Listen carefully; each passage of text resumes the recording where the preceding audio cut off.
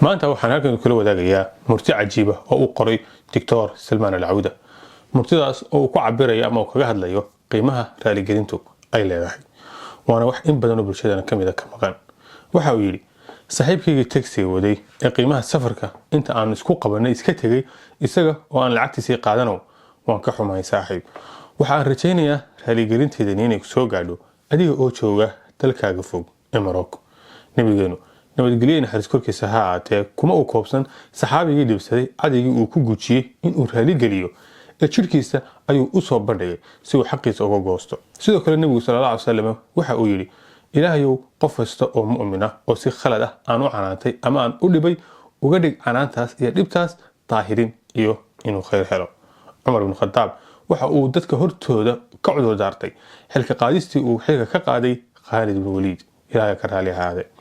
ka hor intaasna nabi Yuusuf walaaladii waxay ku dhaheen aabahood aabow ilaahay dambi dhaaf noo weydii gaf ayaanu ku dhacnay. raaligelintu waa dhaqan qurxoon oo bulshada adduunka oo idili ay adeegsato. boqoradii iyo madaxdii waaweynaa ee dunida soo maray sida boqorkii Japan Richard Nixon iyo Bill Clinton ayaa marar badan fagaarayaal bulshooyinkooda ka raaligeliyay.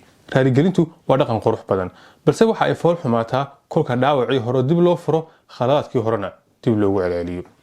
sanadihii aan soo noolaa waxa aan ka bartay raaligelintu inaanay ahayn sharaf dhac ama liidasho.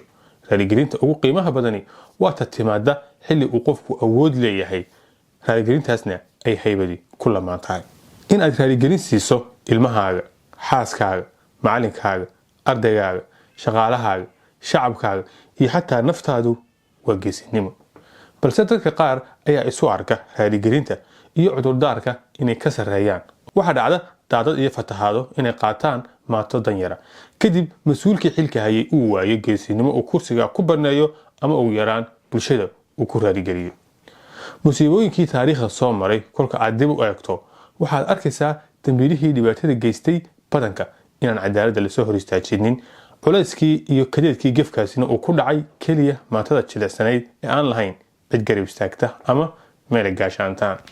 ilaahayow waan ka xumahay mar kasta oo dadka aan ka qariyay gefkayga aniga oo hilmaansan indhahaagu inay wax walba arkayaan yar iyo weynba.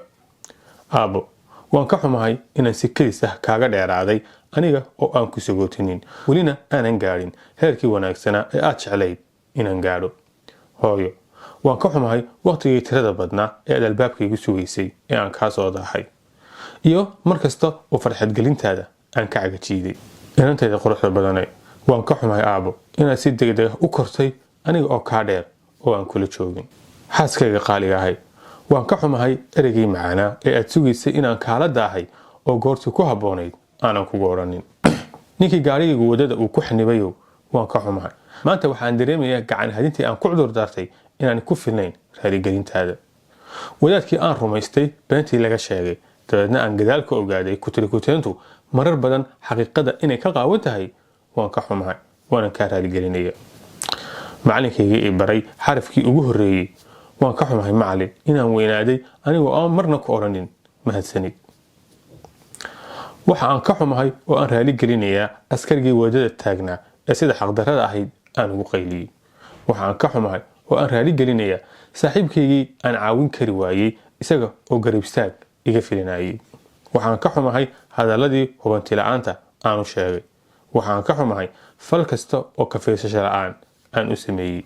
waxaan ka xumahay oo aan raaligelinayaa dhalinyaradii codkayga uu ka gaabiyey himilooyinkay hiigsanayeen inuu xaqiijiyo. waxaan ka xumahay inaan la daahay raaligelinta waayo inaan maanta dhaho waan ka xumahay ayaa ka wanaagsan inaan qalbiga ku sido khaladaad culus oo aanan qiranin. waxa kale oo aan ka xumahay raaligelin kasta oo hadal keli ah ku koobnayd oo aan wehelin fal, qoomamo, khaladkayga oo aan qirto oo aan saxo iyo gefkaas mas'uuliyadiisa oo aan qaato. ugu dambayna waxa aan ka xumahay muddo 9 sanadood kor u dhaafaysa Dr. Salman Al-Auda inuu xaqdarro ku xiran yahay welina uu xiran yahay.